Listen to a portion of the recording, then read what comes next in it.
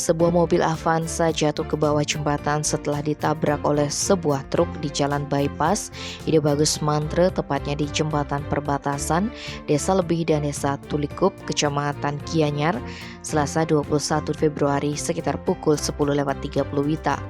Kapolsek Kota Gianyar, Kompol Iketot Tomiyase yang turun langsung ke TKP, menuturkan peristiwa itu bermula ketika mobil Avanza yang dikemudikan Kadek Budiva, 37 tahun, mengalami kerusakan ban. Kemudian, pengemudi pun melakukan perbaikan ban di pinggir jalan.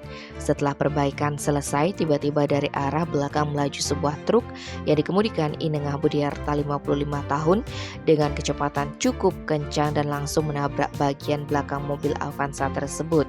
Saat itu sopir Avanza belum sempat masuk ke dalam mobil.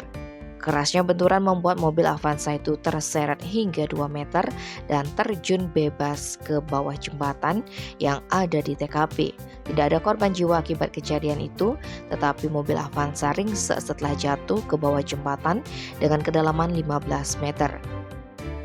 Tim Bali Express melaporkan.